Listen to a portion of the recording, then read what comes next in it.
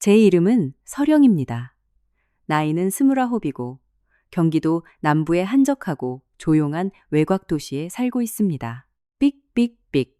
심장 박동 모니터에 규칙적인 기계음만이 무거운 침묵을 깨고 있었습니다.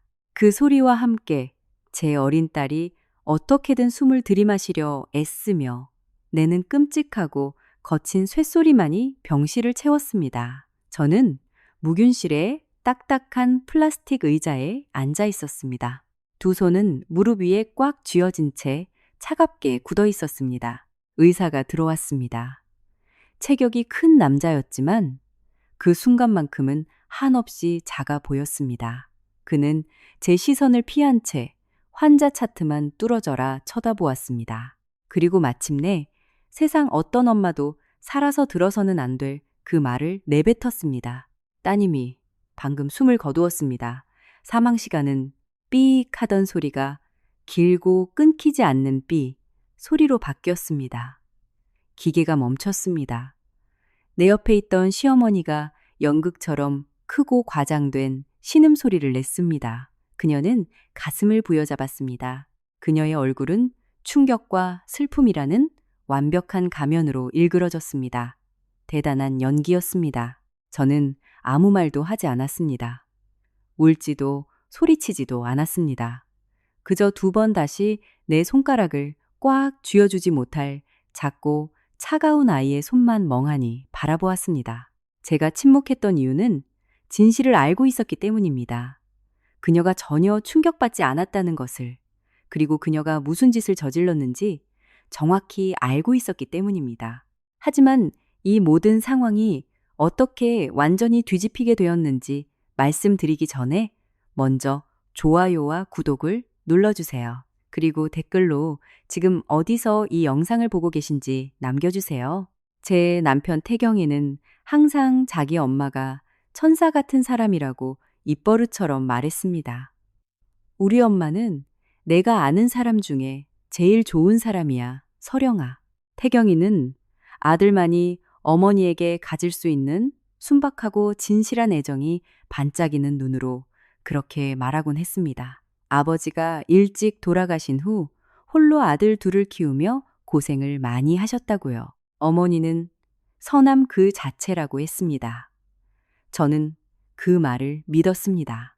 처음 화영 어머니를 만났을 때 그녀는 섬유 유연제와 은은한 한방 화장품 향이 나는 따뜻한 품으로 저를 끌어안았습니다. 그 품은 푹신하고 안전하게 느껴졌습니다. 그녀는 저를 살짝 떼어놓고 미소를 지었는데 눈가에 다정한 주름이 잡혔습니다. 우리 아들이 말한 것보다 훨씬 더 예쁘네. 그녀는 마치 비밀을 공유하듯 속삭였습니다. 그 첫날, 우리는 분위기 좋은 카페에 앉아 3시간이나 수다를 떨었습니다. 그녀는 자기 이야기만 늘어놓지 않았습니다. 제 어린 시절과 꿈에 대해 물었습니다. 그리고 경청했습니다. 적절한 타이밍에 고개를 끄덕이며 진심으로 들어주었습니다. 제가 차갑고 거리감이 있었던 친정엄마에 대해 털어놓았을 때 그녀는 테이블 너머로 제 손을 꽉 잡아주었습니다. 아이고, 우리 불쌍한 것. 진심 어린 동정심이 가득한 목소리였습니다. 어떤 아이도 자신이 누군가의 세상 전부가 아니라는 걸 느끼며 자라선 안 되는 건데 그녀가 말했습니다. 자, 이제 끝났어. 넌 이제 우리 식구야. 나를 그냥 엄마라고 부르렴. 저는 정말 그렇게 했습니다. 처음엔 어색했지만 그녀는 제가 자연스럽게 그 호칭을 쓸 수 있도록 편안하게 해주었습니다. 그녀는 제가 늘 꿈꿔왔던 진짜 엄마의 모습이었습니다. 태경이와 연애하던 시절 그녀는 아들이 아닌 저에게 전화를 걸어 일상적인 수다를 떨곤 했습니다. 회사 일은 안 힘드니? 우리 딸? 밥은 잘 챙겨 먹고? 네가 저번에 내가 해준 갈비찜 엄청 잘 먹길래 이번에 넉넉히 좀 쟀어. 주말에 태경이랑 같이 넘어올래? 우리가 약혼했을 때 그녀는 눈물을 흘렸습니다. 그녀의 부드러운 두 손으로 제 얼굴을 감싸 쥐고 말했습니다. 난 아들을 잃는 게 아니야. 마침내 내가 평생 기도했던 딸을 얻은 거지. 그녀는 웨딩드레스 가봉에도 함께 가주었습니다. 태경이의 짜증나는 습관들에 대해 불평하면 그녀는 제 편을 들며 까르르 웃었습니다. 어휴, 남자들이란. 그녀는 저와 함께 눈을 흐기며 말했습니다. 있으면 속 터지고 없으면 아쉬운 게 남자지. 우리는 완벽한 한 팀이었습니다. 제 존재가 그렇게 온전히 인정받는 느낌은 처음이었습니다. 그렇게 사랑받는다고 느낀 적도 없었습니다. 태경이는 자신이 제일 사랑하는 두 여자가 이렇게 잘 지내는 걸 보며 행복해했습니다. 모든 게 완벽했습니다. 그리고 제가 임신을 했습니다. 화영 어머니의 기쁨은 폭발적이었습니다. 어쩌면 저보다 더 기뻐했을지도 모릅니다. 우리가 임신 사실을 가장 먼저 알린 사람도 어머니였고, 그녀는 전화기 스피커가 터질 정도로 크게 환호성을 질렀습니다. 그 후로 어머니는 좋은 의미에서 모든 주도권을 쥐었습니다. 태교와 육아에 관한 책이란 책은 다 사서 중요한 부분에 형광펜을 칠해두었습니다. 그리고 작고 부드러운 노란색 아기 신발을 직접 뜨개질하기 시작했습니다. 어머니는 산부인과 진료에도 매번 동행했습니다. 제 손을 꼭 잡고 의사에게 저보다 더 많은 질문을 쏟아냈습니다. 우리 며느리가 엽사는 충분히 먹고 있나요? 철부는요? 안색이 좀 창백한 것 같은데 의사는 인자하게 웃었습니다. 아주 잘하고 계십니다. 어머님, 제가 걱정이 많아서요. 그녀는 제 어깨를 토닥이며 말했습니다. 내 첫 손주고 내 예쁜 딸이 품은 아이잖아요. 제가 잘 챙겨야죠. 제가 임신 7개월 차에 접어들어 신발끈 묶는 것조차 버거워졌을 때 어머니는 저를 안쳤습니다.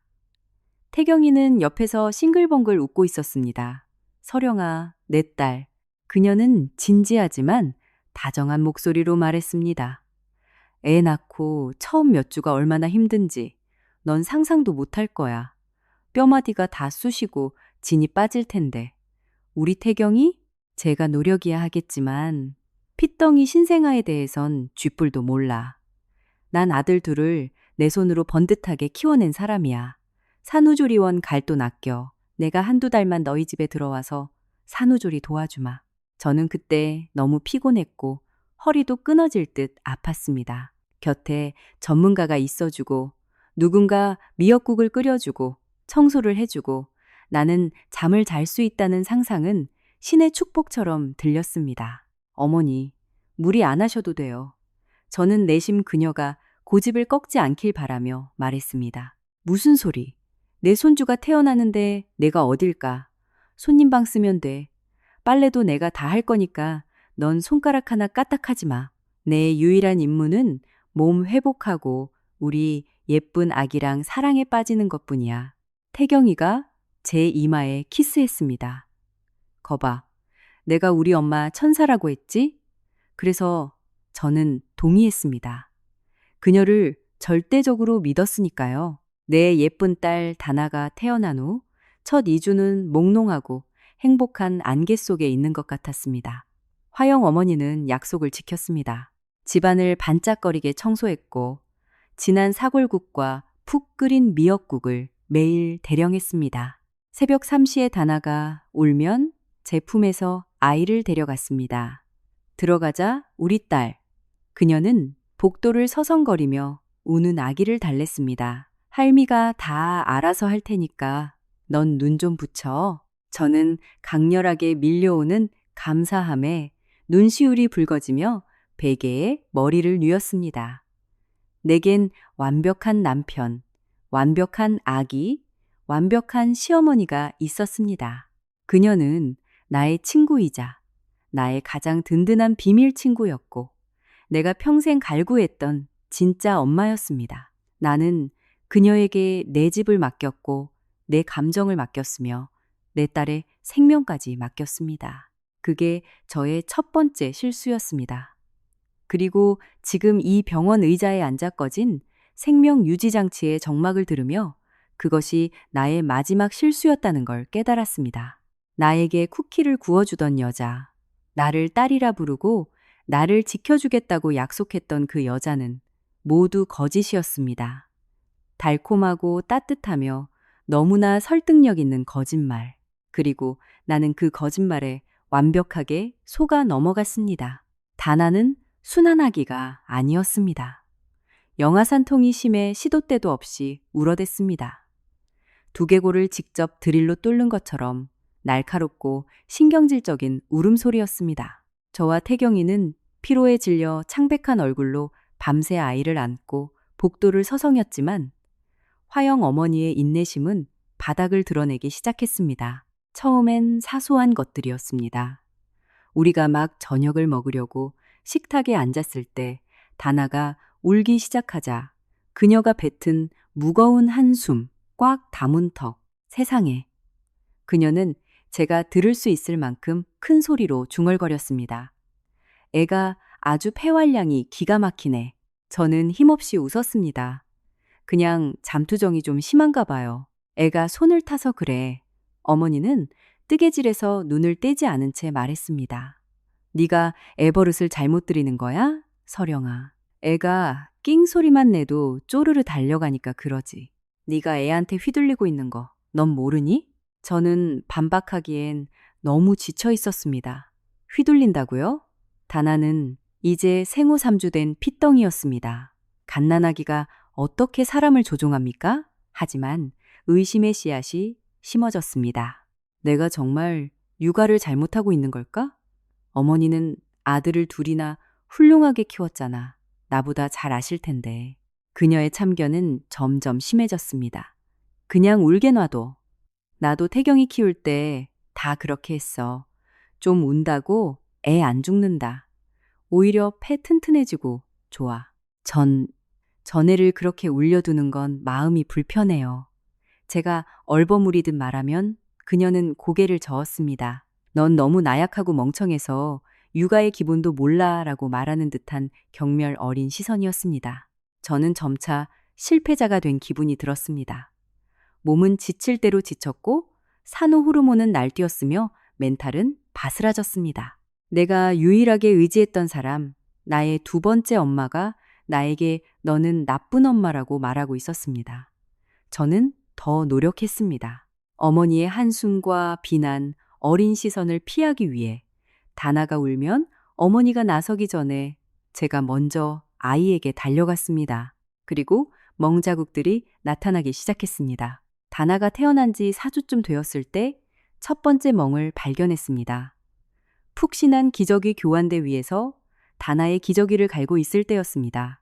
아이의 작은 팔이 허공을 허우적거렸고 그 가냘픈 어깨 위로 어떤 자국이 눈에 들어왔습니다. 손가락 끝만 한 크기의 작고 붉은 보랏빛 멍이었습니다. 순간 얼굴에서 핏기가 싹 가셨습니다. 조심스럽게 그곳을 만져보았지만 다나는 움찔조차 하지 않았습니다. 마치 누군가 강하게 꼬집은 자국 같았습니다. 태경아, 제가 불렀습니다. 목소리가 덜덜 떨렸습니다. 태경아, 빨리 와봐. 남편이 잠이 덜 깬 얼굴로 달려왔습니다. 왜? 무슨 일이야? 이것 봐.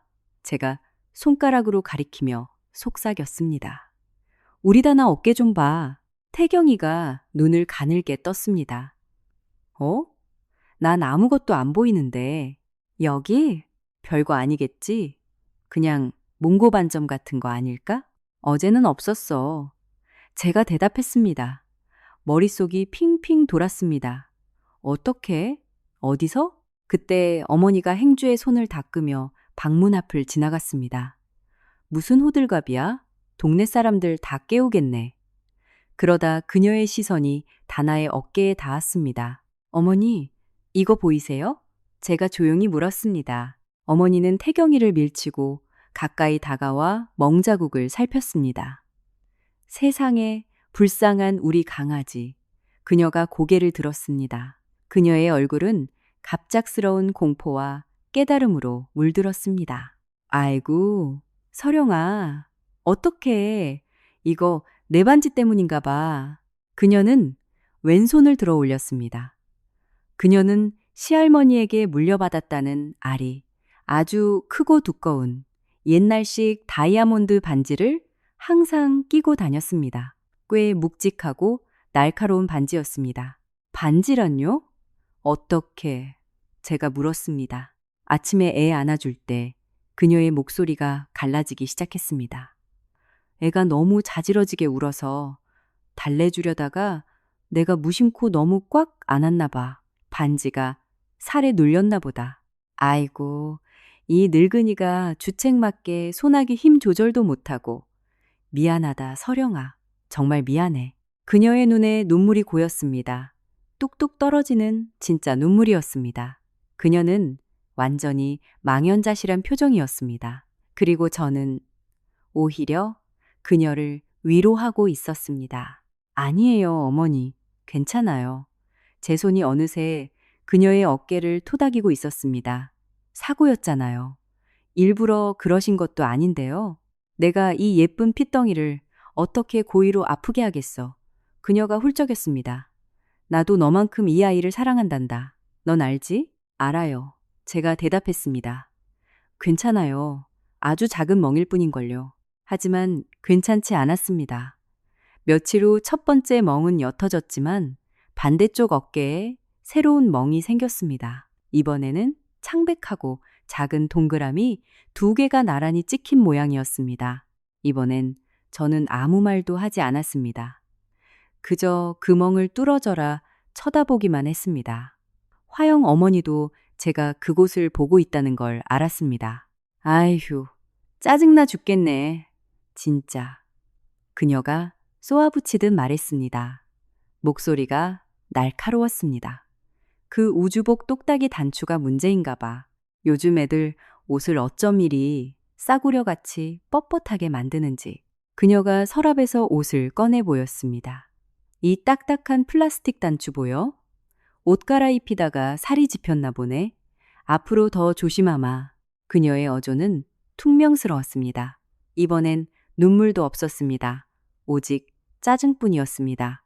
그리고 체력도 멘탈도 너덜너덜해진 어리석고 나약한 초보 엄마였던 저는 그녀의 말을 믿기로 결정했습니다. 부정, 디나일이라는 감정은 무섭도록 강력합니다.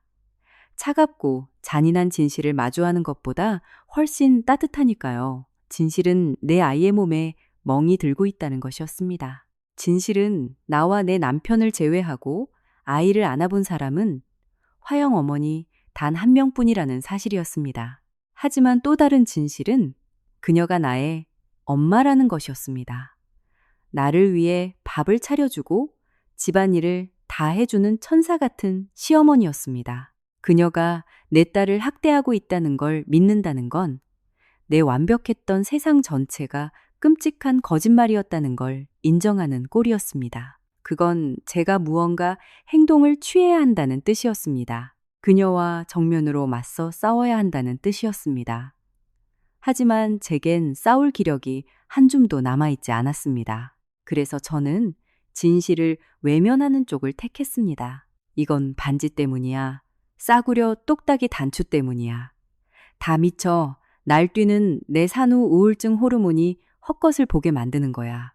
그렇게 스스로를 세뇌하며 일주일을 더 버텼습니다. 어머니가 차려주는 밥을 먹으며 미소 지어 감사 인사를 했고 우는 아이를 그녀의 품에 넘겨준 뒤 방으로 도망쳐 베개로 머리를 덮고 귀를 막았습니다. 본능 대신 죄책감과 안일함을 택한 셈입니다. 그녀가 계속 우리 집에 머물도록 허락했습니다. 그 결정이 내 딸의 목숨을 앗아갔습니다. 이제야 너무도 선명히 보이지만 그땐 보이지 않았습니다. 그저 내가 전적으로 의지하고 믿는 여자만 보였을 뿐입니다. 내 눈앞에 서 있는 끔찍한 괴물을 알아채기엔 저는 너무 피곤했고 너무나 두려웠습니다. 무슨 요일이었는지조차 기억나지 않습니다. 모든 날이 하나의 끔찍한 덩어리로 뭉뚱그려져 있었습니다. 끝없는 수유, 울음소리, 그리고 누구에게도 경험하게 하고 싶지 않은 뼛속 깊은 피로의 무한 반복이었습니다. 한밤중이었습니다. 새벽 3시 아니면 4시쯤이었을 겁니다. 방금 다나에게 젖을 물렸습니다. 화영 어머니가 기어코 사야 한다고 고집을 부려 샀던 그 흔들의자에 앉아있던 기억이 납니다. 다나는 마침내, 정말 마침내 내 품에서 새근새근 잠이 들었습니다. 아이의 작은 몸은 묵직하고 따뜻했습니다. 아이의 숨결이 내 목덜미에 닿는 느낌이 너무나 작고 달콤했습니다. 아이의 정수리에 입을 맞추던 기억이 생생합니다. 달착지근한 분유 냄새와 보송한 파우더 향이 났습니다. 거기에 그냥 계속 앉아 있어야 했습니다. 밤새도록 그 의자에서 아이를 안고 버텼어야 했습니다. 방문을 안에서 걸어 잠갔어야 했습니다. 하지만 저는 너무 지쳐 있었습니다. 눈꺼풀이 납덩이처럼 무거웠습니다. 관절이 삐걱거리는 소리를 내며 일어섰습니다. 기계처럼 자동으로 아기 방을 향해 걸어갔습니다. 그 방은 화영 어머니가 직접 꾸민 방이었습니다. 연한 파스텔톤 노란색 벽지로 화사하게 꾸며 놓았습니다. 그녀는 남녀 공용으로 쓰기 좋은 세련된 색이라고 극찬했지만 제 눈엔 언제나 촌스럽고 밋밋해 보일 뿐이었습니다. 다나를 아기 침대에 눕혔습니다. 아이가 뒤척이며 작은 입술을 오물거리더니 엄마 품을 찾으려 했습니다. 쉬, 우리 아가. 제가 속삭였습니다. 이제 자야지. 엄마 너무 졸려. 아이는 다시 평온해졌습니다. 얇은 이불을 어깨선까지 덮어주고 포근하게 감싸주었습니다. 저는 1분 정도 그 자리에 서서 잠든 아이를 바라보았습니다. 내 아름답고 완벽하며 잠투정이 심한 예쁜 내 딸. 그리고 제 방으로 돌아갔습니다. 태경이는 작게 코를 골며 세상 모르고 자고 있었습니다. 저는 잠옷을 갈아입을 생각도 하지 못한 채 침대 위로 쓰러졌습니다. 머리가 베개에 닿기도 전에 의식을 잃듯 잠에 빠져들었습니다. 나를 깨운 것은 침묵이었습니다. 그날 밤에 다음 기억은 그것이 전부입니다. 아기의 울음소리도 뒤척이는 소리도 아닌 끔찍한 정막. 지난 5주 동안 제 세상은 온갖 소음으로 가득 차 있었습니다. 울음소리, 달래는 소리, 젖병 데우는 기계 소리, 세탁기 돌아가는 소리. 하지만 지금 이 고요함은 끈적하고 무겁고 숨통을 조여오듯 고막을 짓누르는 기분 나쁜 침묵이었습니다. 어둠 속에서 번쩍 눈이 떠졌습니다. 심장이 즉시 미친 듯이 쿵쾅거리기 시작했습니다. 다나. 저는 이불을 걷어차고 튀어나갔습니다. 슬리퍼를 신을 여유도 없었습니다. 달렸습니다. 거실 복도는 캄캄했지만 아기방 문틈으로는 빛이 새어나오고 있었습니다. 환한 형광등 불빛이 아니라 수유등의 어스름하고 노란 불빛이었습니다. 맨발이 카펫에다 발소리조차 나지 않았습니다. 방문 앞에 도착했습니다. 문은 살짝 열려 있었습니다. 저는 문을 밀어젖혔습니다. 그리고 그 순간 제 눈앞에 펼쳐진 광경은 제 뇌리에 영원히 화상처럼 인두로 지져졌습니다. 눈을 감을 때마다 그 장면이 재생됩니다. 화영 어머니가 방에 있었습니다. 그녀는 흔들의자에 앉아 아이를 다정하게 달래고 있는 게 아니었습니다. 그녀는 아기 침대 위로 허리를 굽히고 서 있었습니다. 저를 등진 채였습니다. 늘 입고 다니던 빛바랜 구식 분홍색 실크 가운을 입은 뒷모습. 머리는 헝클어져 있었습니다. 그녀가 속삭이고 있었습니다. 쉿! 날카롭고 뱀이 씩씩거리는 듯한 소리였습니다. 내가 조용히 하라고 했지. 그녀가 중얼거렸습니다. 조용히 하라고 그렇게 말했는데 넌 절대 듣지를 않고 울기만 하잖아. 울고 또 울고 넌 조용히 해야 했어. 그래서 내가 널 조용히 시켜준 거야. 어머니? 제 목소리는 짐승의 쇳소리처럼 긁혀 나왔습니다. 그녀의 몸이 뻣뻣하게 굳었습니다. 그녀가 천천히 뒤를 돌아보았습니다. 제가 늘 알던 그 얼굴이 아니었습니다. 다정하고 미소 짓는 천사 같은 시어머니의 얼굴이 아니었습니다. 소름 끼치도록 차갑고 텅 빈 가면이었습니다. 그녀의 눈빛은 탁하고 흐렸습니다. 이제 조용해졌네. 그녀가 단조롭고 무감각한 목소리로 말했습니다. 드디어 멈췄어. 저는 그녀를 거칠게 밀치고 침대 안을 들여다보았습니다. 그리고 비명을 지르기 시작했습니다. 다나는 자고 있는 게 아니었습니다. 얼굴이 창백했습니다. 아니, 그냥 창백한 게 아니라 회색빛을 띤 잿빛 밀랍 같았습니다. 작고 귀여웠던 입술은 시퍼렇게 질려 있었고 입가에는 하얀 거품이 부글부글 흘러나와 있었습니다. 다나, 다나, 다나야. 저는 악을 쓰며 아이를 품에 안아 올렸습니다. 아이의 몸은 소민형처럼 축 늘어졌고 얼음장처럼 찼습니다. 숨을 쉬지 않았습니다. 무슨 짓을 한 거야? 제가 화영 어머니를 향해 고개를 돌리며 발악했습니다. 도대체 내 새끼한테 무슨 짓을 한 거냐고. 그때 태경이가 잠결에 놀란 야생동물 같은 눈을 하고 방으로 미끄러지듯 뛰어들어왔습니다. 무슨 일이야? 왜 그래? 아, 하느님. 그가 제 품에 축 늘어진 다나를 보았습니다. 화영 어머니는 그저 그 자리에 멀뚱히 서 있었습니다. 죄책감은커녕 오히려 귀찮고 짜증난다는 표정이었습니다. 그리고 그녀는 내 인생을 끝내버린 그 말을 내뱉었습니다. 애가 울음을 안 그치잖아. 그녀가 도끼를 품고 씩씩거렸습니다. 1시간이나 내내 울어댔어. 달래고 사정해도 멈추질 않더라고. 난 쟤를 조용히 시켜야 했어. 그냥 조용히 시키고 싶었을 뿐이야. 제 정신줄이 툭 끊어지는 소리가 났습니다. 그녀가 무슨 말을 짓거리는 건지 뇌가 인지하지 못했습니다.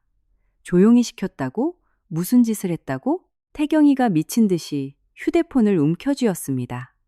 손이 너무 덜덜 떨려서 번호조차 제대로 누르지 못했습니다. 119 눌러!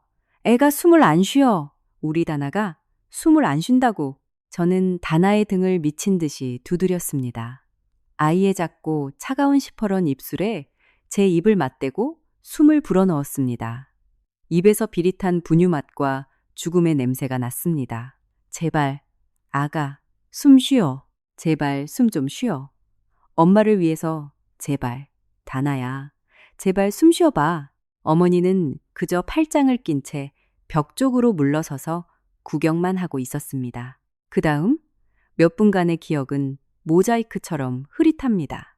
시끄러운, 너무나 시끄러운 사이렌 소리가 점점 가까워졌습니다. 육중한 발소리들이 계단을 쿵쾅거리며 뛰어 올라왔습니다. 구급대원들 제복을 입은 사람들이 방을 가득 채웠습니다. 무슨 일입니까? 대원 한 명이 제 품에서 다나를 낚아채듯 받아들며 소리쳤습니다. 몰라요. 제가 히스테릭하게 오열했습니다. 저 여자가 애를 조용히 시켰다고 했어요. 저 여자가 그렇게 말했다고요. 저는 화영 어머니를 손가락으로 가리켰습니다.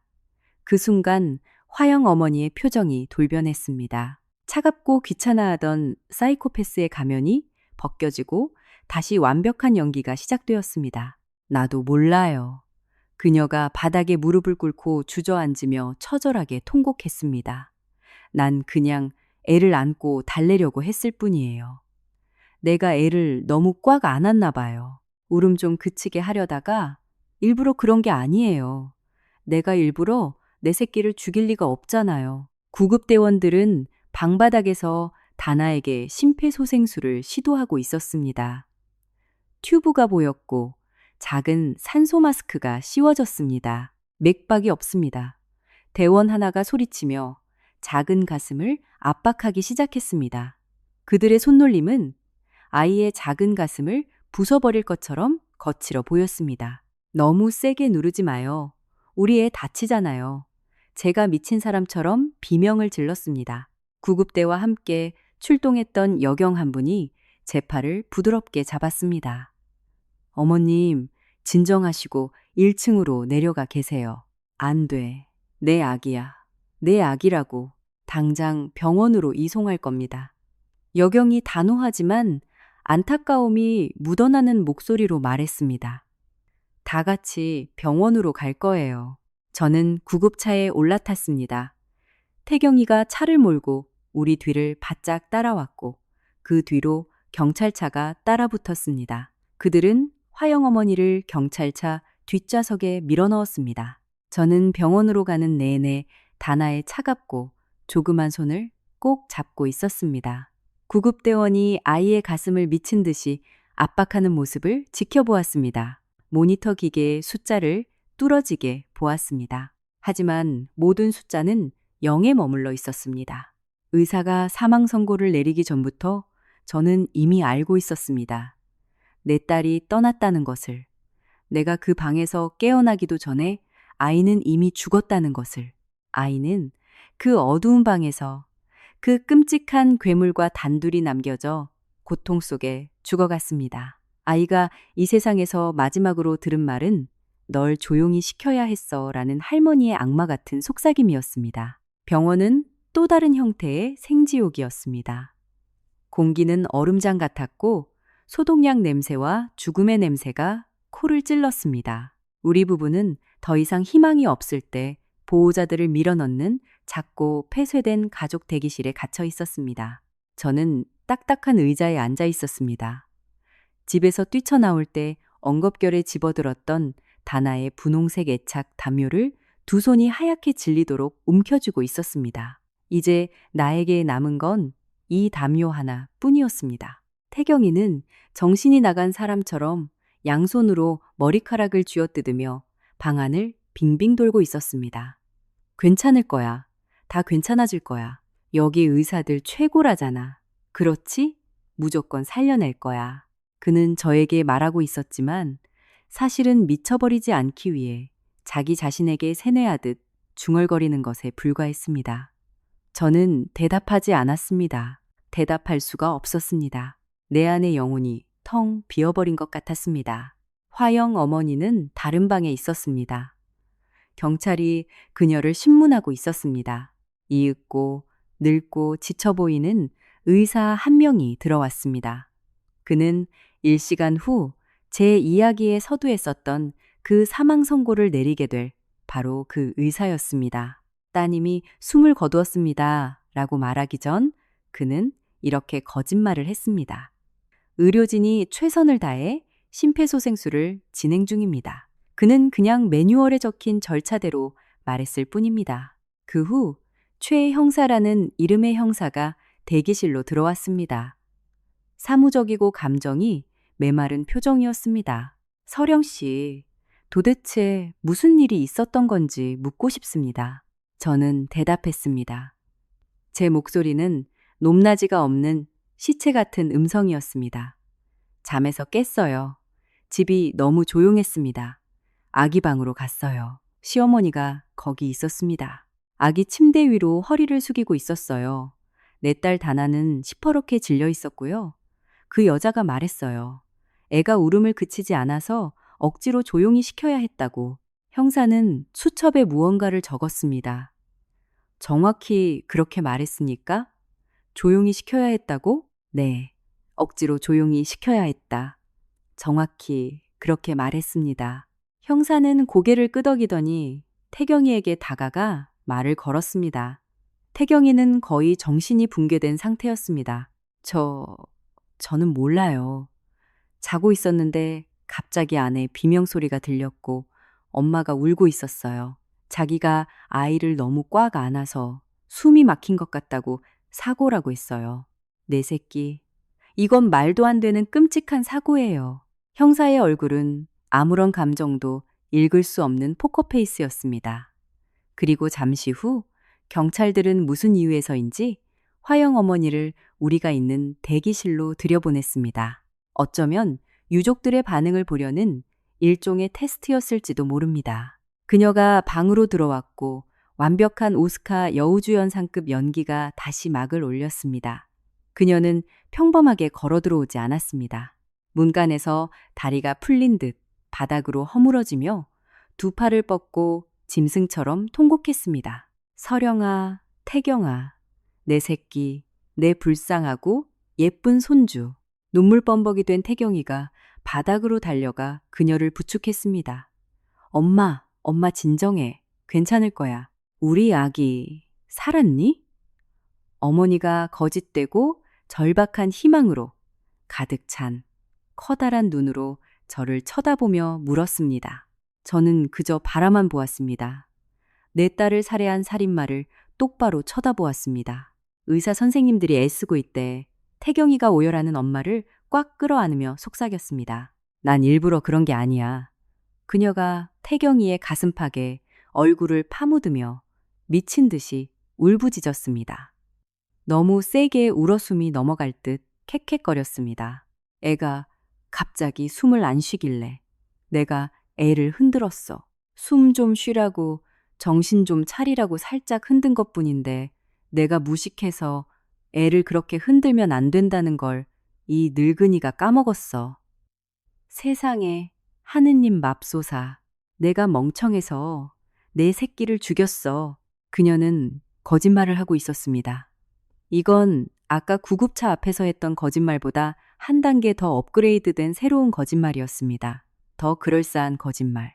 질식시킨 것보다 실수로 흔든 것들이 훨씬 더 비극적인 사고처럼 들리기 때문입니다. 멍청한 할머니의 치명적인 무지로 인한 비극. 최 형사는 이 모든 광경을 조용히 지켜보고 있었습니다. 얼음장처럼 차갑고 굳어버린 제 얼굴, 충격과 슬픔에 빠져 넋이 나간 태경이의 얼굴, 그리고 화영 어머니의 신들린 연기까지 모두 지켜보았습니다. 마침내 의사가 다시 들어와 우리에게 유감입니다. 아이가 세상을 떠났습니다 라고 말했을 때 병원이 떠나가라 가장 시끄럽게 오열한 사람은 바로 화영 어머니였습니다. 그녀는 자신의 머리칼을 쥐어뜯었습니다.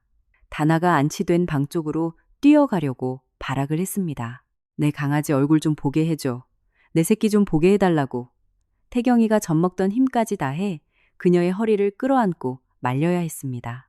저는 그저 그 자리에 가만히 앉아 있었습니다.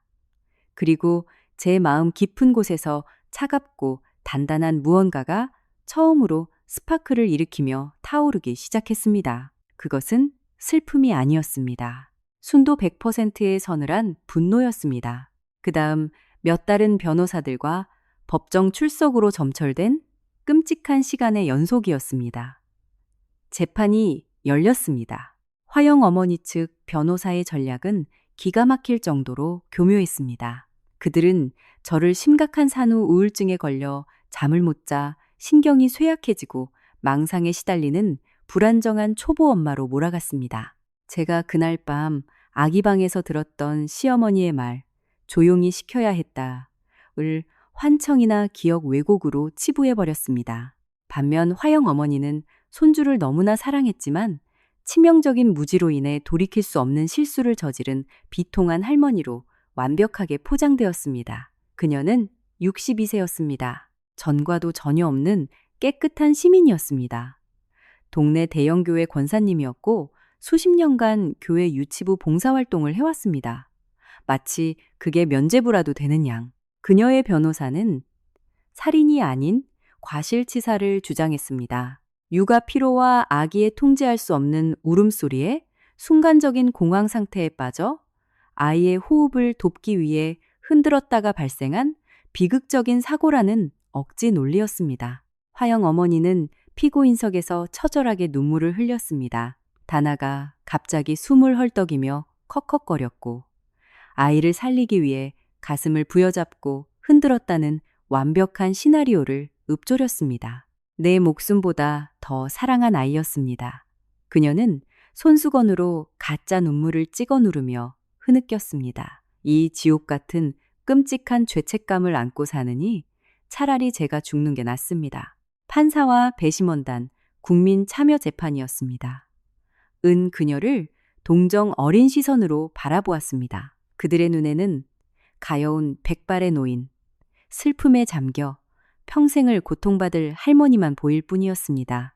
제가 보았던 그 소름 끼치는 괴물, 어두컴컴한 아기방에서 뱀처럼 차갑고 무미건조하게 속삭이던 살인마의 모습은 그들의 눈에 보이지 않았습니다.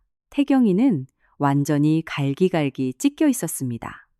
그는 법정 한가운데 앉아 제 편도 들지 못하고 자기 엄마 편도 들지 못한 채 그저 무너져 내리고 있었습니다. 그는 자신의 어머니가 고의로 자기 딸을 죽이지 않았다고 굳게 믿고 있었습니다.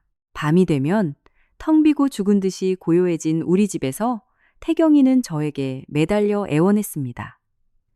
서령아, 우리 엄마잖아. 그의 목소리는 늘 당장이라도 끊어질 듯 위태로웠습니다. 엄마도 지금 하루하루를 지옥에서 살고 있어. 거의 폐인이 됐다고. 엄마도 고통받고 있잖아. 넌 그게 안 보여?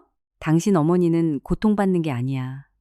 저는 겨울 호수 밑바닥처럼 차가운 목소리로 대답했습니다. 그 여자는 지금 연극을 하고 있는 거고, 넌 멍청하게 그 연극에 놀아나고 있는 거야. 선고 공판일이 다가왔습니다. 저는 피해자 가족석에 얼굴 표정 하나 변하지 않고 조용히 앉아 있었습니다. 저는 아무것도 느끼지 않고 아무것도 표출하지 않는 방법을 터득한 상태였습니다. 재판부는 피고인의 살인 혐의에 대해 무죄를 선고합니다. 제 심장은 멈추지 않았습니다. 숨을 헐떡이지도 않았습니다.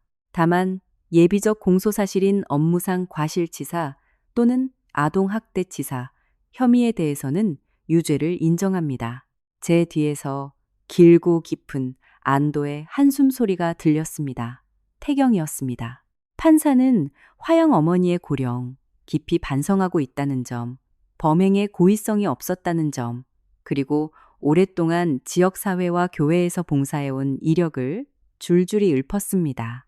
선고 결과는 징역 1년에 집행유예 2년, 그리고 사회봉사 명령 200시간이었습니다. 게다가 그 사회봉사는 고작 유기견 보호소에서 개똥을 치우고 밥을 주는 것이었습니다. 그것이 생후 5주 된 핏덩이를 목 졸라 죽인 살인마에게 대한민국 법이 내린 형벌의 전부였습니다. 유기견 보호소 자원봉사. 화영 어머니는 엎드려 통곡했습니다. 그녀의 변호사가 그녀의 등을 토닥여 주었습니다. 태경이는 마침내 무거운 짐을 내려놓은 듯한 얼굴이었습니다. 그는 이것이 정의라고 생각했습니다. 이 끔찍한 비극이 마침내 법적으로 종결되었다고 믿었습니다. 저는 숨소리조차 내지 않고 꼿꼿이 앉아 그녀를 관찰했습니다. 그녀가 변호사와 부둥켜 앉는 모습을 보았습니다. 그리고 그녀가 슬쩍 아주 찰나의 순간 제 쪽을 힐끗 쳐다보는 것을 보았습니다. 두 눈은 여전히 눈물로 젖어 있었지만 그 눈동자 깊은 곳에는 숨길 수 없는 아주 작고 역겨운 승리감의 불꽃이 일렁이고 있었습니다. 그녀가 이겼습니다. 그녀가 법원과 아들, 세상을 모두 속여 넘겼습니다. 하지만 제 심장은 분노로 타들어가지 않았습니다. 그 대신 꽁꽁 얼어붙었습니다. 절대 부서지지 않는 거대하고 무거운 얼음 덩어리가 되었습니다. 저는 자리에서 일어나 뒤도 돌아보지 않고 법정을 빠져나왔습니다. 태경이의 얼굴도 그 여자의 얼굴도 보지 않았습니다. 기자들을 밀치고 지나쳐 차에 올라탔고 곧장 차를 몰아 시외곽의 납골당으로 향했습니다. 작은 유골함이 놓인 유리단 앞에 섰습니다. 다들 그 여자를 믿었단다.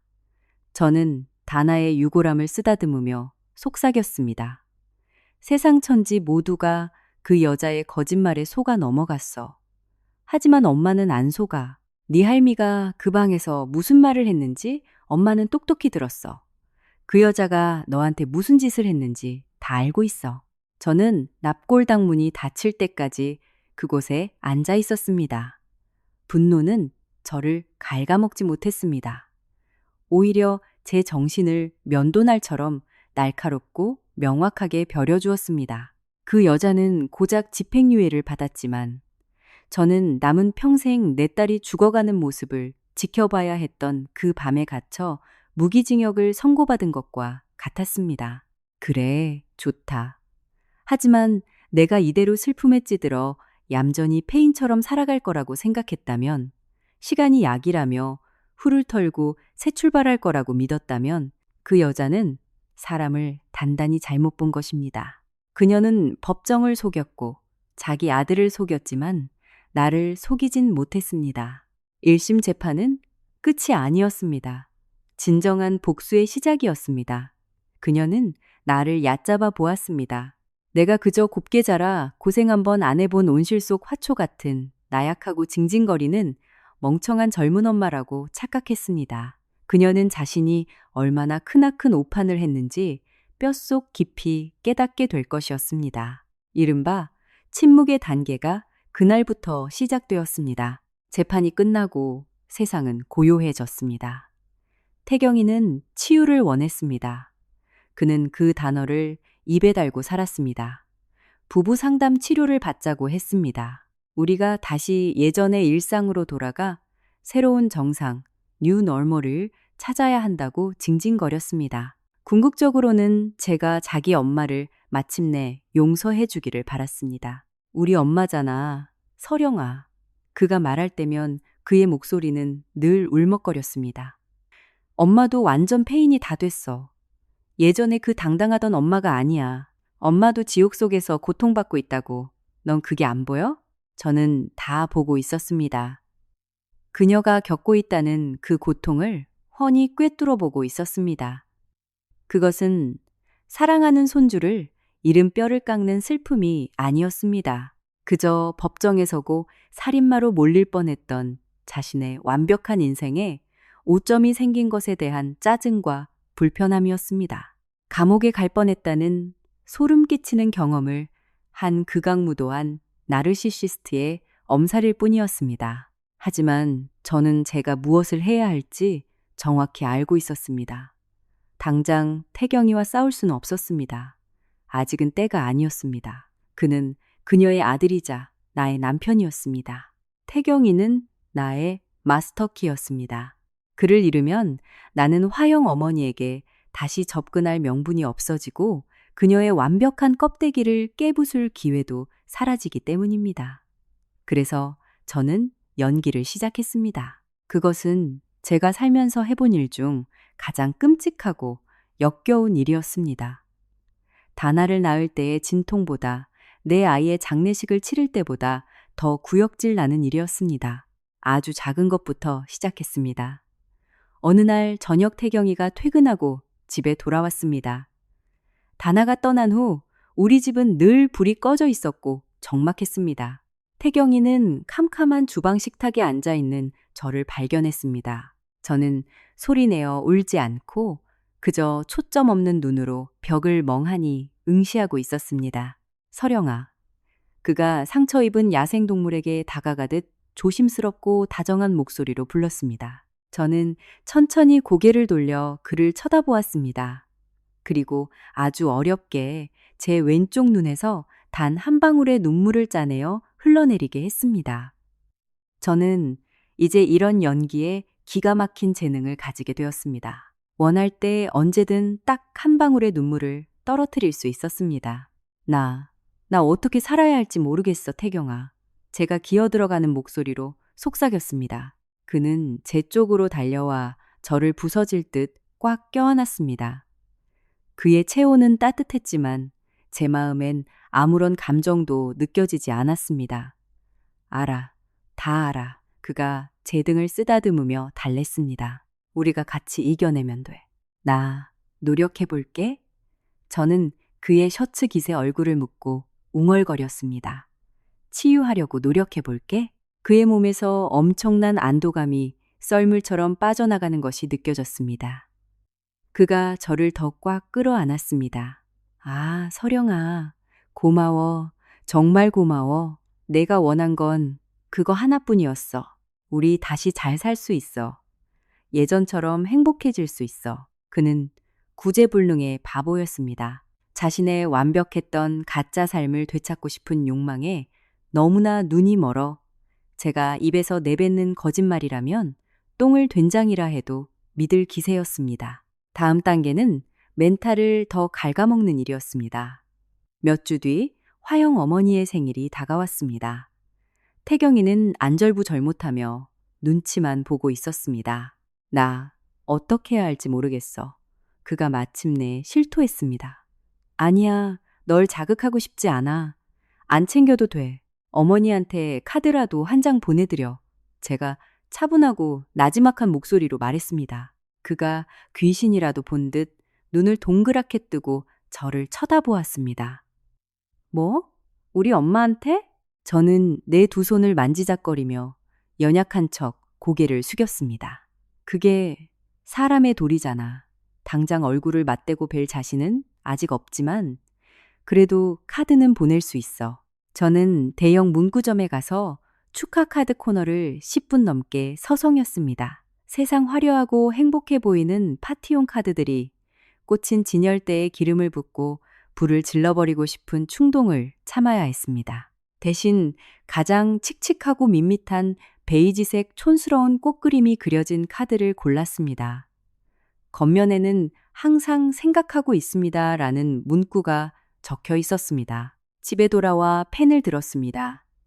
서령 올림이라고 적을 때 손끝 하나 떨리지 않았습니다.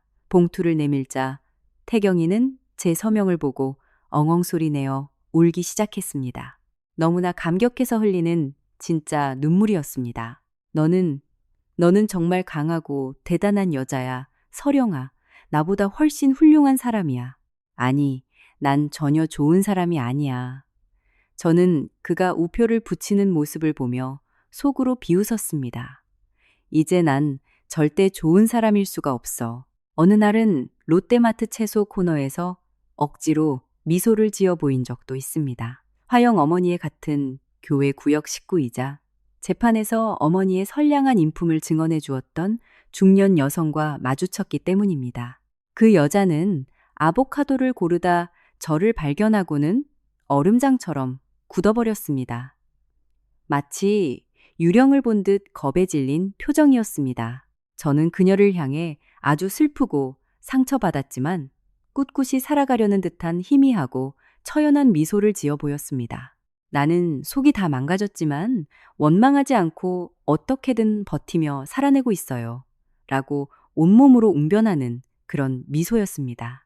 여자는 그제야 안심한 듯 안도의 한숨을 내쉬며 마주 웃어주었습니다. 저는 아이를 잃은 비통한 엄마지만 과거를 딛고 용서하며 마음의 평화를 찾아가는 숭고한 여자로 포장되어 가고 있었습니다. 이 모든 것이 역겨운 거짓말이었습니다. 매일 밤 태경이가 코를 골며 잠들면 저는 살금살금 제 방으로 건너갔습니다. 현금으로 몰래 구입한 새 노트북과 외장하드를 꺼냈습니다. 저는 증거를 수집하고 있었습니다. 저는 단순한 안갚음을 원하는 게 아니었습니다. 철저한 파멸, 애니힐레이션을 원했습니다. 그녀가 수십 년간 쌓아올린 그 가증스러운 완벽한 삶의 기반 자체를 핵폭탄을 투하하듯 잿더미로 만들어버릴 작정이었습니다. 첫 번째 재판에서 그녀는 눈물과 거짓된 감성파리로 승리했습니다. 그렇다면 다음번에는 내가 차가운 팩트로 승리할 차례였습니다. 첫째, 저는 부검의의 전체 부검 결과서를 입수했습니다. 첫 재판 당시 변호인단과 판사가 제대로 쳐다보지도 않고 대충 훑고 넘어갔던 바로 그 서류였습니다. 눈알이 빠질 때까지 그 서류를 읽고 또 읽었습니다. 공식적인 직접 사인은 흔들린 아이 증후군 Shaken Baby Syndrome이 아니었습니다. 둔기에 의한 충격도 아니었습니다. 진단명은 명확하게 질식에 의한 뇌저산소증, 하이폭시아, secondary to suffocation이었습니다.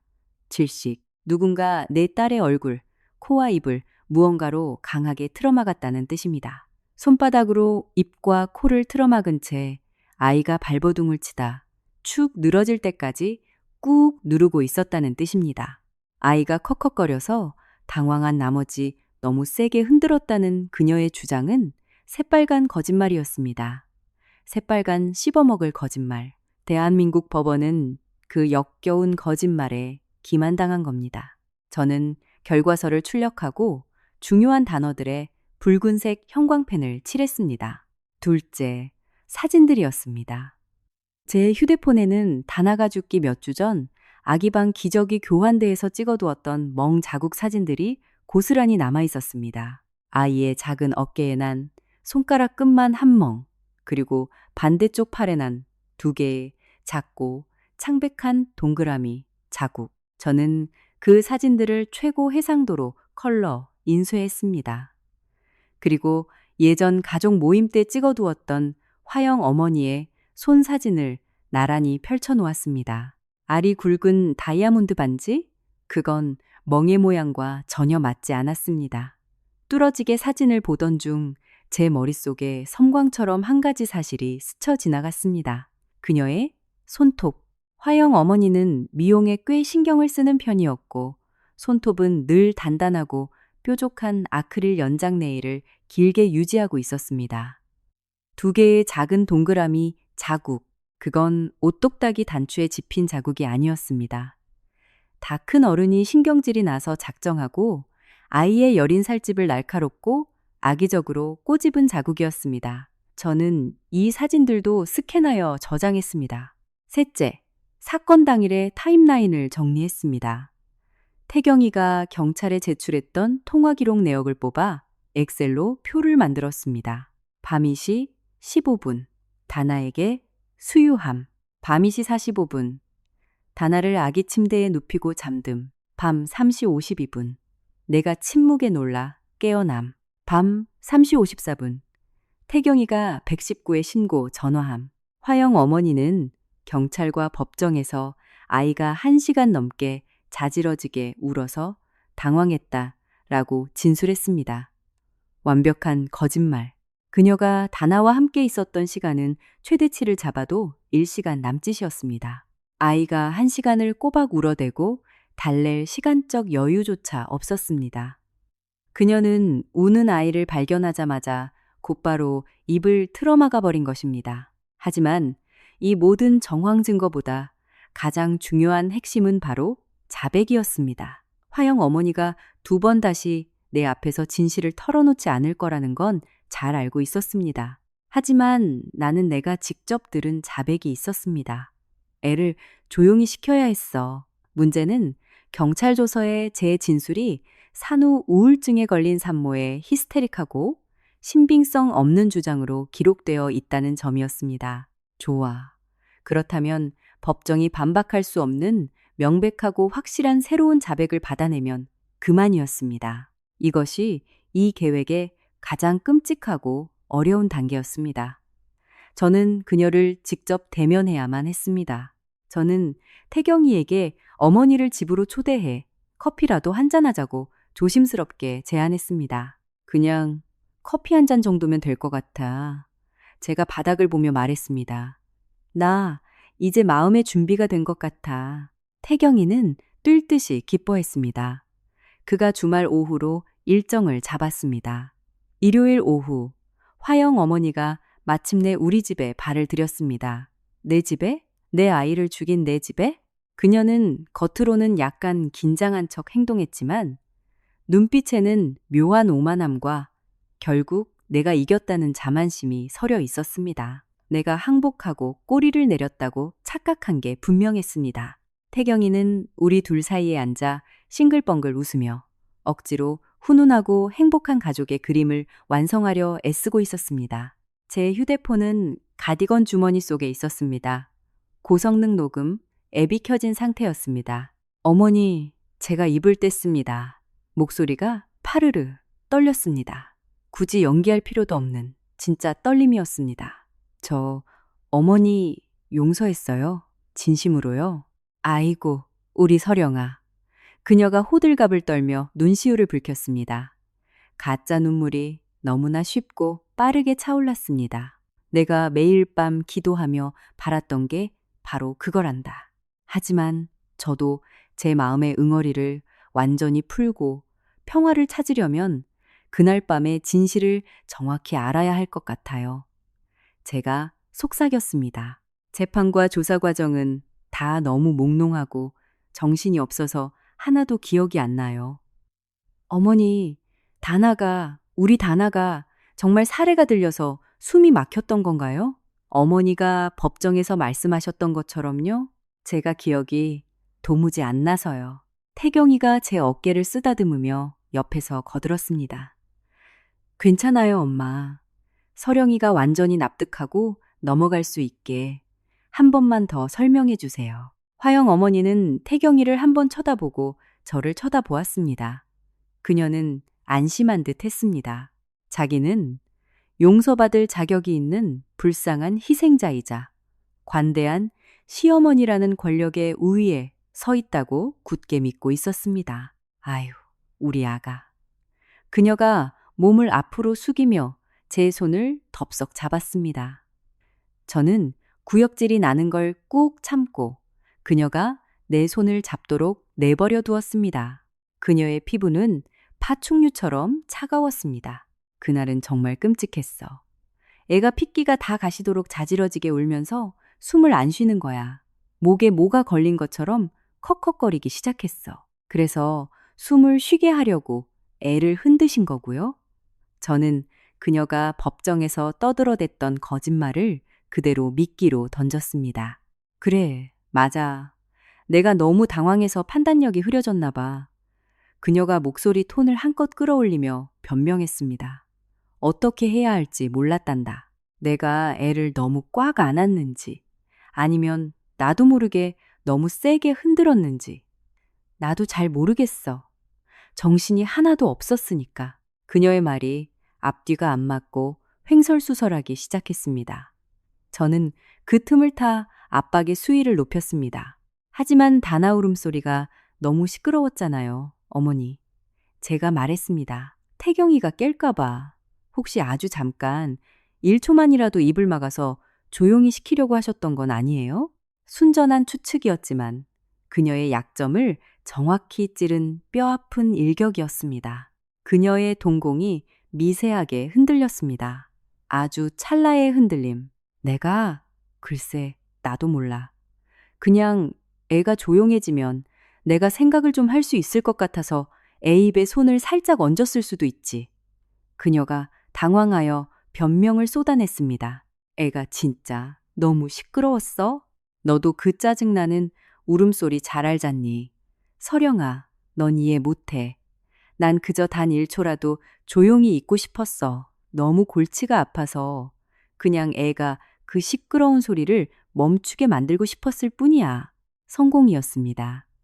첫 재판 때 아기 방에서 내뱉었던 조용히 시켜야 했어만큼 정제된 자백은 아니었지만 이걸로 충분했습니다. 사례가 들려서가 아니었습니다. 숨 쉬는 걸 도와주려고도 아니었습니다. 오직 자신의 귀찮음과 1초의 평화를 위해 아이의 숨통을 막아 울음을 강제로 멈추게 했다는 명백한 살인 동기에 대한 자백이었습니다.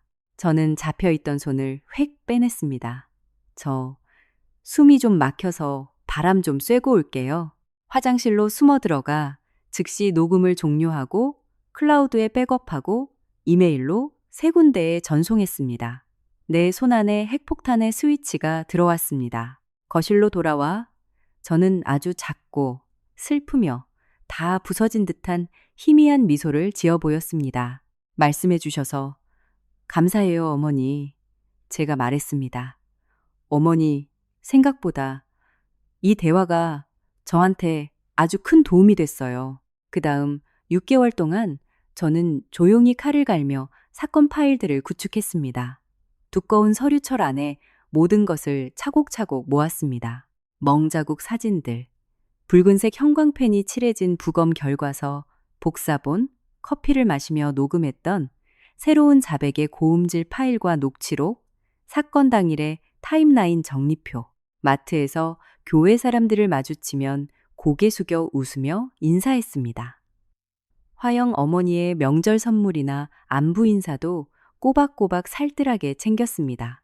저는 상처를 딛고 일어선 완벽하고 관대하며 속 깊은 며느리 연기를 완벽하게 소화해냈습니다. 저는 거미였고 방금 막 치명적인 거미줄을 치는 작업을 모두 끝마친 상태였습니다. 첫 번째 재판은 요란하고 감정적이며 더러운 진흙탕 싸움이었습니다.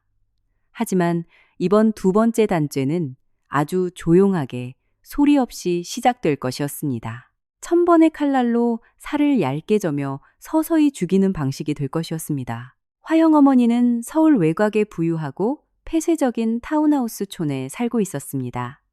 이웃 간의 평판과 체면이 목숨보다 중요한 위선적인 중산층의 좁은 세계였습니다.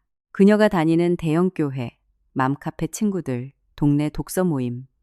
그것이 그녀가 군림하는 세상의 전부였습니다. 그래서 그 얄팍한 세계의 우상부터 부숴버리기로 했습니다.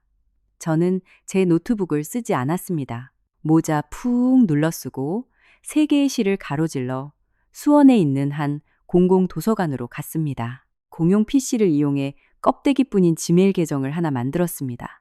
아이디는 단순했습니다. Truth, Dana, NT, Gmail, 터폰, 다나의 진실. 그리고 다시 시외버스를 타고 안양에 있는 이름 모를 인쇄소로 들어갔습니다. 철저히 현금만 썼습니다. 준비해간 모든 문서를 스캔하고 복사했습니다. 형광펜이 칠해진 부검 결과서, 고해상도로 확대한 선명한 멍자국 사진들, 그리고 단 1초의 평화를 위해 애가 울음을 멈추게 만들고 싶었다는 시어머니의 소름 끼치는 육성이 담긴 커피타임 녹취록 전문.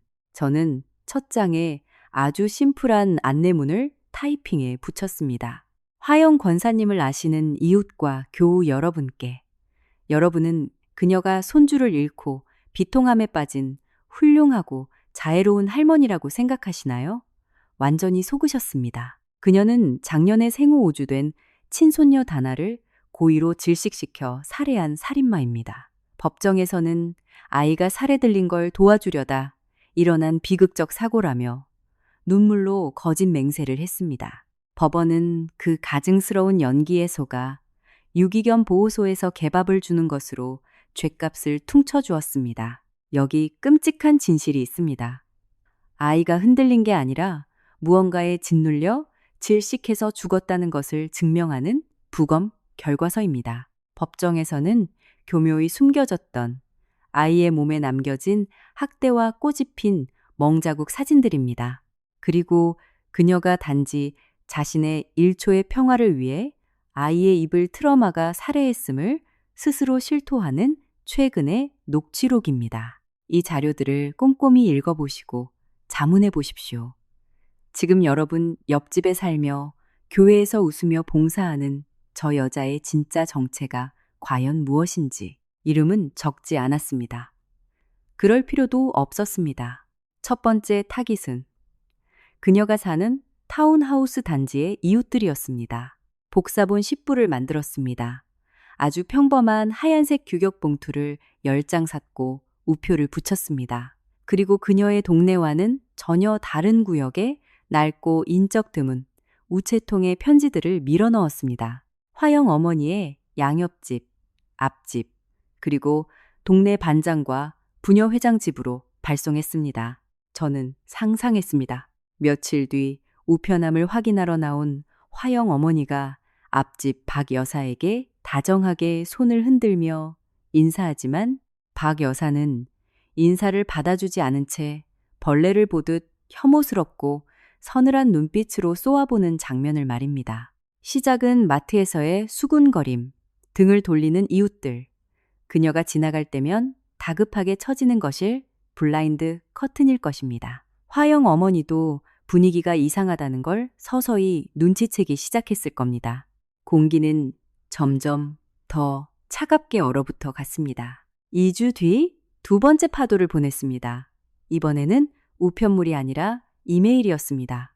타깃은 그녀가 평생 목숨처럼 여기던 대형 교회였습니다. 담임 목사, 유치부 담당 전도사, 여전도회 회장, 그리고 장로회 임원들 전원에게 스캔본과 녹음 파일 원본이 첨부된 이메일을 쐈습니다. 이건 앞서 보낸 우편물보다 수천 배는 더 파괴력이 컸습니다. 교회는 그녀의 완벽한 알리바이이자 신분 세탁소였으니까요. 일주일 뒤 태경이에게서 다급한 전화가 왔습니다. 수화기 너머의 그는 거의 반쯤 실성한 상태였습니다. 서령아, 엄마가 지금 완전히 무너졌어. 그가 씩씩거렸습니다. 교회 담임 목사님이 엄마를 따로 부르시더니 당분간 교회에 나오지 말고 유치부 봉사도 그만두라고 하셨대. 이게 말이 돼? 그 긴 세월 헌신한 엄마한테 사람들도 너무 잔인하게 굴어. 어머나 세상에. 저는 가짜 동정심이 뚝뚝 떨어지는 부드러운 목소리로 대답했습니다. 도대체 왜요? 무슨 일인데요? 나도 몰라. 무슨 헛소문이 도나 봐. 누가 엄마에 대해서 말도 안 되는 악질적인 거짓말을 뿌리고 다닌대. 우리다나 죽음 가지고 엄마가 일부러 죽였다느니 뭐라느니. 아, 태경아. 저는 그의 어깨를 쓰다듬는 신용을 하며 안타까운 척 말했습니다. 정말 끔찍하네. 어떻게 남의 아픈 상처를 헤집고 그런 잔인한 짓을 할까? 그는 화가 나서 씩씩거리며 고개를 저었습니다. 누군진 몰라도 잡히면 가만 안 둬. 엄마는 지금 수치심에 집 밖으로 한 발짝도 못 나가고 있어. 잘 됐네? 나는 속으로 미소 지었습니다. 이제 억울하게 지옥에 갇힌 기분이 어떤 건지 뼛속 깊이 깨닫고 있겠지. 마지막 세 번째 파도가 가장 거대했습니다. 익명의 편지를 받았던 이웃 중 한 명. 그녀 역시 어린아이를 키우는 엄마였던 부녀 회장이 충격과 분노에 휩싸여 행동에 나선 것입니다. 그녀는 과거에 화영 어머니의 집에 초대받아 다과를 나눈 적도 있던 사람이었습니다. 그녀는 청와대 국민청원 게시판과 지역 최대 규모의 맘카페에 글을 올렸습니다. 생후 5주다나 질식사 사건의 재수사를 촉구합니다. 그녀는 자신을 익명의 제보를 받은 충격받은 시민이라고 소개하며 부검 결과와 멍 자국 사진의 존재, 그리고 은폐된 녹취록의 내용 일부를 폭로했습니다. 청원은 순식간에 맘카페 100명의 서명을 넘기더니 반나절 만에 1만 명을 돌파했습니다. 엄마들의 분노는 들불처럼 번져나갔습니다. 그리고 지역 경찰서와 검찰청을 출입하는 탐사보도, 전문 기자의 레이더에 이 사건이 포착되었습니다. 기자들은 원래 눈물 쏙 빼는 비통한 할머니의 비극적인 사고 이야기보다 추악한 반전이 숨어 있는 사이코패스 할머니의 두 얼굴 같은 자극적인 기사를 100배는 더 사랑하는 법입니다. 생후 5주 핏덩이의 죽음, 비극적 사고인가, 잔혹한 살인인가? 새로운 증거 발견, 인터넷 포털 메인의 기사가 걸렸습니다. 지윤이라는 이름의 독종, 여기자가 집요하게 파고들기 시작했습니다. 그녀는 화영 어머니의 집을 찾아가 마이크를 들이댔고 이웃들을 인터뷰했으며 교회 사람들의 증언을 땄습니다. 그리고 관할 경찰서 형사과장과 담당 검사에게 전화를 걸어 맹공을 퍼부었습니다. 부검 결과서에 질식이라고 명시되어 있는데 왜 무시했습니까? 아이 어깨에 멍자국 사진은 왜 재판의 증거로 채택되지 않았죠? 가해자가 입을 막아 살해했다고 자백한 새로운 녹음 파일이 발견되었는데 어째서 수사기관은 뒷짐만 지고 있습니까? 여론의 질타에 직면한 경찰과 1심에서 솜방망이 처벌로 집행유예를 구형해버린 검찰청은 발칵 뒤집혔습니다. 그들은 자신들의 무능이 전국적으로 까발려지자 극도의 수치심과 방어 기제에 휩싸였습니다. 지역사회 전체가 폭동이 일어날 듯 들끓었습니다. 이웃들은 피켓을 들고 화영 어머니의 타운하우스 입구로 몰려들었습니다. 자기들 곁에 이런 소름 끼치는 살인마가 숨어 살았다는 사실에 경악했습니다. 밤 10시, 저는 오피스텔 거실 소파에 다리를 꼬고 앉아 뉴스 채널을 틀었습니다. 화면에는 낯익은 집이 보였습니다. 화영 어머니의 집, 내가 다나와 함께 살았던 나의 옛집. 집 앞에는 방송국 중계차들이 진을 치고 있었고 앵커가 흥분된 목소리로 브리핑을 하고 있었습니다. 그때 검은색 비표시 승합차 한 대가 미끄러지듯 도착했습니다. 2명의 강력계 형사가 내렸습니다. 그중 한 명은 낯이 익었습니다. 사건 당일 병원 대기실에서 화영 어머니의 가증스러운 연기를 묵묵히 지켜보고 조서를 썼던 바로 그 최 형사였습니다. 1년 전보다 훨씬 늙고 지쳐 보였지만 그의 눈빛은 맹수처럼 분노로 이글거리고 있었습니다. 그들이 뚜벅뚜벅 걸어가 현관문을 거칠게 두드렸습니다. 문이 열리고 화영 어머니가 모습을 드러냈습니다. 그녀는 1년 전 그날 밤 입고 있던 바로 그 낡은 분홍색 실크 가운 차림이었습니다. 머리는 미친 여자처럼 헝클어져 있었고 얼굴은 폭삭 늙어 할망구가 되어 있었습니다. 카메라 플래시가 번쩍이자 그녀는 충격으로 눈을 뒤집으며 비틀거렸습니다. 저는 아주 평온하고 차분한 얼굴로 TV 화면을 응시했습니다. 최 형사가 품에서 종이 한 장을 꺼내 그녀의 눈앞에 들이밀었습니다. 체포영장이었습니다. 피의자 이화영. 최 형사의 묵직한 목소리가 방송국 마이크를 타고 전국으로 생중계되었습니다. 당신을 생우오주 피해자 이다나에 대한 살인 및 아동학 대치사 혐의로 긴급 체포합니다. 카메라에 클로즈업된 그녀의 얼굴. 거기엔 슬픔이나 비통함 따위는 1g도 없었습니다. 충격조차 아니었습니다. 그것은 이해할 수 없음이었습니다. 그녀의 뇌는 지금 상황을 인지하지 못하고 멈춰버린 듯 했습니다. 자기가 완벽하게 속였고 법정에서 이미 집행유예로 면죄부까지 받았고 자신이 최종 승리자였는데 도대체 왜 형사들이 자신에게 수갑을 채우고 있는지 이해하지 못하는 표정이었습니다. 저는 조용히 TV 전원을 껐습니다. 길고 길었던 침묵의 단계가 마침내 끝났습니다. 두 번째 재판은 첫 번째 재판과는 분위기부터가 달랐습니다. 1심이 서로의 상처를 보듬고 슬픔을 치유하려는 비극적인 연극 무대였다면 재심은 피비린내 나는 참수형 집행장이었습니다. 기자들이 방청석을 꽉 채웠고 카메라가 돌아갔습니다. 국민청원을 시작했던 부녀회장도 맨 앞줄에 앉아 살깃띤 눈으로 피고인석을 노려보고 있었습니다. 교회 목사도 방청석에 앉아 고개를 푹 숙이고 있었습니다. 그리고 태경이도 그곳에 있었습니다. 그는 방청석 맨 뒷줄 구석에 혼자 처박혀 있었습니다. 저와는 눈도 마주치려 하지 않았습니다. 화영 어머니가 긴급 체포되던 날 밤, 그는 핏발선 눈으로 저에게 달려와 짐승처럼 포효했습니다. 마침내 모든 퍼즐을 맞춰버린 것입니다. 네가 한 짓이지. 그가 얼굴이 시뻘겋게 달아올라 악을 썼습니다. 네가 다 꾸민 짓이잖아. 녹음기 몰래 켜놓고 우리 엄마 유도신문에서 함정에 빠뜨린 거잖아. 넌 처음부터 용서한 적이 없었던 거야. 날 용서한 적도 없었던 거고. 맞아. 저는 그의 분노 앞에서도 머리카락 한 올 흔들리지 않고 완벽하게 차분한 목소리로 대답했습니다.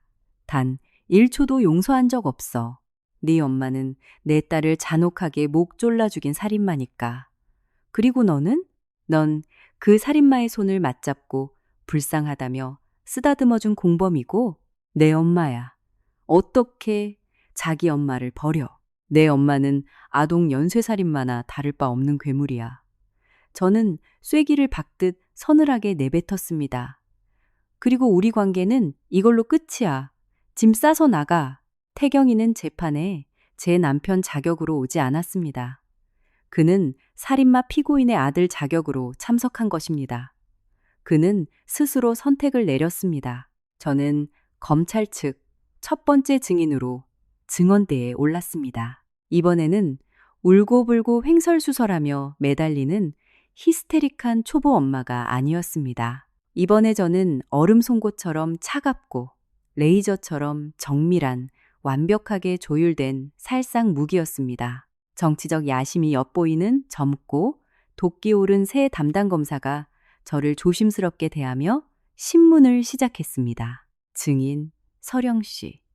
그가 묻습니다. 사건 당일 밤 아기 방에서 피고인이 아기를 굽어보며 뭐라고 중얼거리는 것을 정확히 들으셨습니까? 배심원단에게 말씀해 주십시오. 저는 배심원단을 향해 고개를 돌리고 이어서 피고인석에 웅크리고 앉아있는 화영 어머니의 눈을 똑바로 응시했습니다. 이렇게 말했습니다. 내가 조용히 하라고 했지? 울고 또 울고 넌 조용해져야 했어. 그래서 내가 널 조용히 시켜준 거야. 그리고 몇 달 뒤 검사가 분위기를 고조시키며 물었습니다. 증인이 피고인을 용서한 척하며 집으로 초대해 커피를 마셨을 때 피고인은 범행 동기에 대해 본인 입으로 뭐라고 실토했습니까? 저는 고개를 끄덕였습니다. 그 여자는 짜증 섞인 목소리로 이렇게 말했습니다. 애가 진짜 너무 시끄러웠어. 난 그저 단 1초라도 조용히 있고 싶었어. 그냥 애가 그 시끄러운 소리를 멈추게 만들고 싶었어. 그 순간 검찰 측석에서 제가 제출했던 녹음 파일이 법정 스피커를 통해 쩌렁쩌렁하게 울려 퍼졌습니다. 100명이 넘는 방청객과 배심원단이 숨소리 하나 내지 않고 쥐 죽은 듯한 침묵 속에서 그 음성을 들었습니다. 짜증스럽고 이기적이며 인간성이라고는 찾아볼 수 없는 손주를 한낱 시끄러운 벌레 취급하며 짓눌러버린 괴물의 적나라한 육성이었습니다. 난 그저 단 1초라도 조용히 있고 싶었어. 애가 멈추게 만들고 싶었을 뿐이야. 화영 어머니의 국선 변호사, 전관 변호사는 비싼 수임료를 감당 못해 일찌감치 사임했습니다. 간당땀을 뻘뻘 흘리며 필사적으로 반대 신문에 나섰습니다. 증인, 서령 씨. 증인은 이 불쌍하고 나이 든 노인에게 앙심을 품고 복수심에 눈이 멀어 교묘하게 파놓은 함정으로 피고인을 몰아넣은 것 아닙니까? 함정에 빠뜨린 적 없습니다. 제 목소리가 핀이 떨어져도 들릴 만큼 고요한 법정에 낭낭하게 울려 퍼졌습니다. 저는 그 여자에게 진실을 말할 기회를 한 번 더 줬을 뿐이고 그 여자 스스로 자기 입을 열어 살인을 자백했을 뿐입니다. 당신은 불법으로 상대방 동의 없이 녹음을 했습니다. 이건 범죄입니다. 변호사가 언성을 높였습니다. 저는 내 아이를 죽인 살인마의 자백을 녹음한 겁니다. 한치의 물러섬 없이 받아쳤습니다. 시간을 되돌려도 똑같이 녹음 버튼을 누를 겁니다. 변호사는 더 이상 할 말이 없는지 서류를 챙겨 도망치듯 자리에 주저앉았습니다. 다음은 부검이가 증언대에 올랐습니다. 1심에서 자신의 소견이 개무시 당했던 것에 단단히 벼르고 나온 듯한 날카로운 눈빛이었습니다. 명확하게 말씀드리겠습니다. 부검이가 배심원단을 매섭게 노려보며 선언했습니다. 피해 아동의 사인은 흔들림이 아닙니다. 과실이나 사고도 아닙니다. 이것은 매우 길고 지속적이며 고의적이고 치명적인 질식 행위였습니다. 피해 아동의 뇌는 외부의 강제적인 물리력에 의해 산소 공급이 완전히 차단되었습니다. 검사가 물었습니다. 구체적으로 어떤 물리력입니까? 힘센 성인이 자신의 손이나 푹신한 물건을 이용해 영아의 코와 입 전체를 강하게 짓눌렀습니다. 아이가 숨이 막혀 혀를 빼물고 발버둥을 치다 서서히 질식하여 심정지가 올 때까지 수분 동안 지속적으로 짓누르고 있었던 명백한 살인입니다. 이제 법정 안에 그 누구도 화영 어머니를 실수로 손주를 죽인 불쌍하고 가여운 노인으로 보지 않았습니다. 그녀는 늙고 추악하고 쪼그라든 껍데기에 불과했습니다. 오스카 상급 눈물 연기도 더 이상 통하지 않았습니다. 더 이상 연기를 봐줄 관객이 아무도 남지 않았기 때문입니다. 자기가 배 아파 낳은 아들조차 고개를 돌려버렸습니다. 평생을 함께했던 맘카페와 동네 친구들은 저주를 퍼부었고 평생을 바친 교회는 그녀를 악마라 부르며 제명해버렸습니다. 이제 그녀에게 남은 건 오직 피할 수 없는 진실뿐이었습니다. 그녀는 초점 없는 눈으로 자기의 주름진 두 손만 물끄러미 내려다보고 있었습니다. 마침내 상황 파악이 된 것입니다. 그녀는 나를 너무 우습게 보았습니다.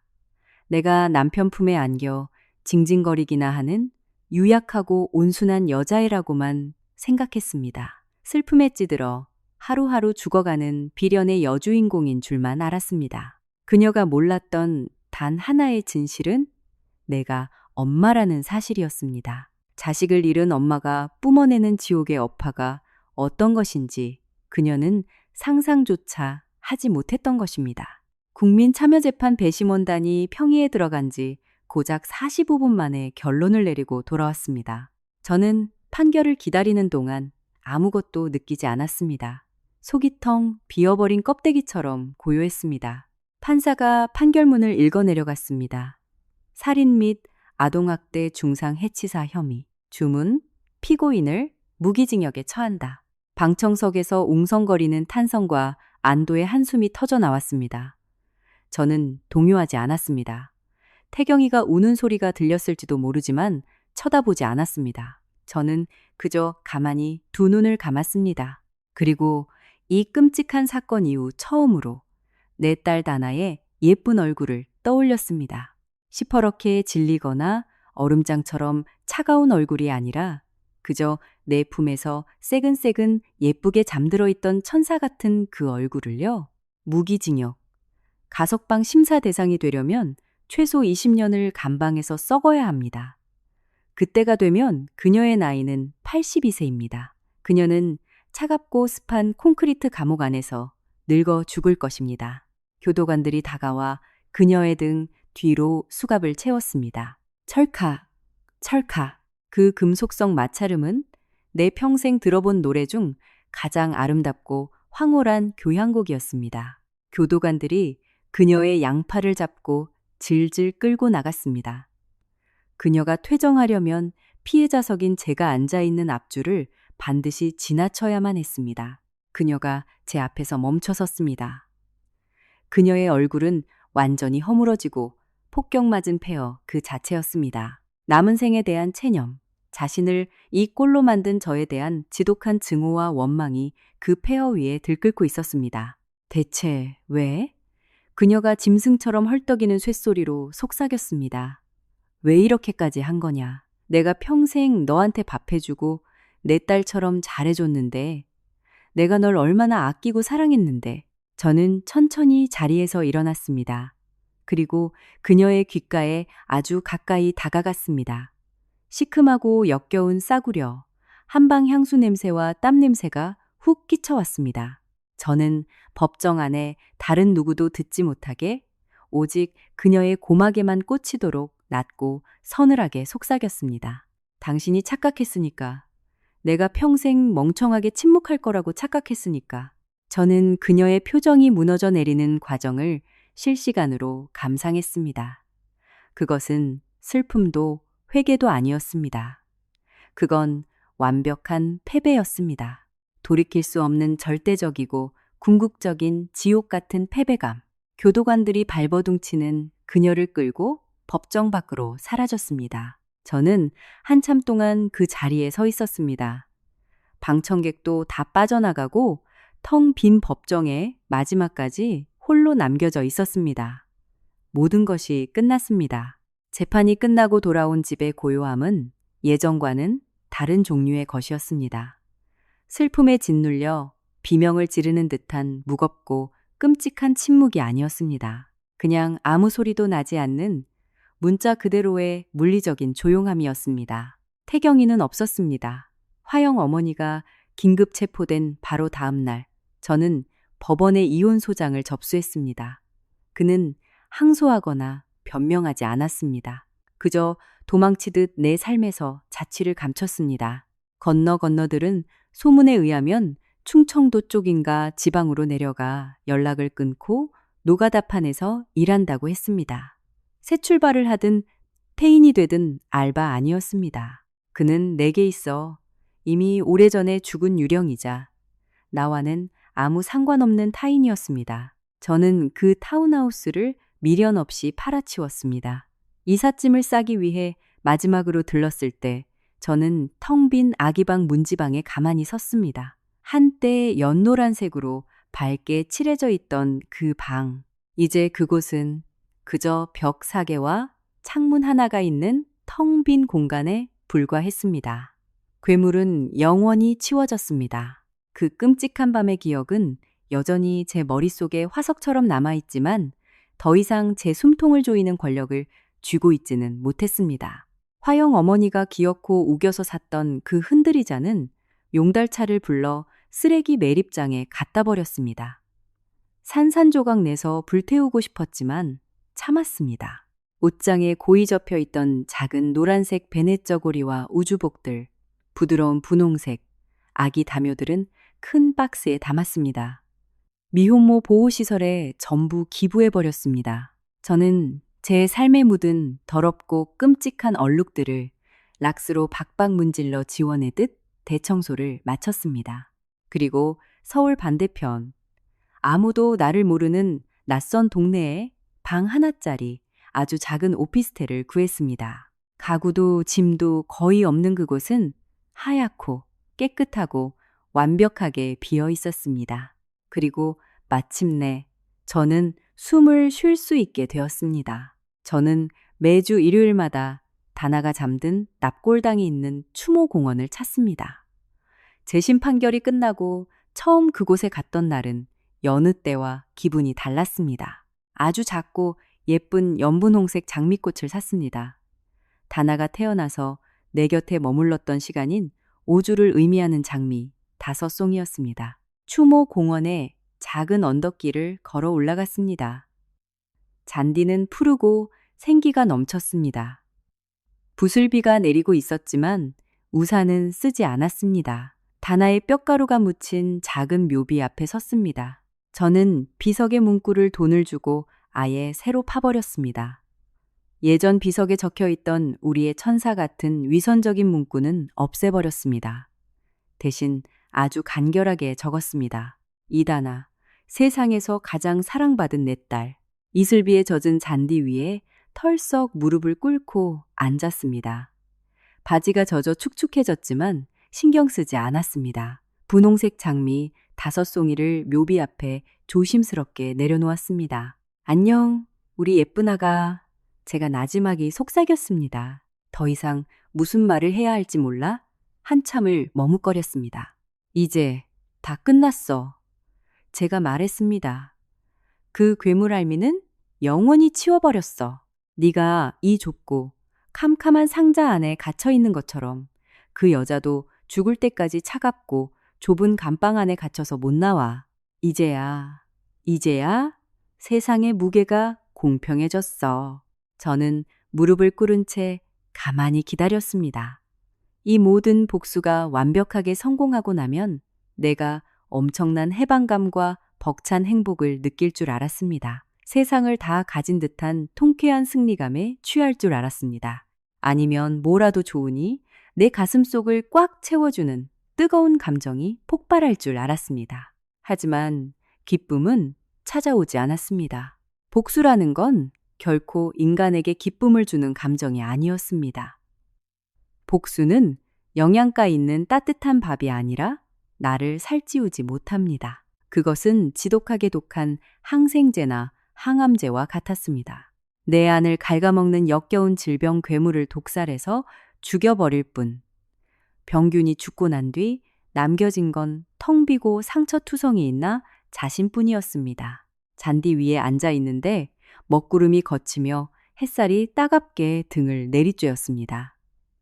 어디선가 산새 우는 소리가 들려왔습니다. 문득 그런 생각이 들었습니다. 내 딸은 저 차가운 땅 속에 누워 있는데 그 살인마 여자는 버젓이 세상 밖을 돌아다니며 햇살을 받고 사람들과 웃고 떠들며 밥을 먹는다는 것.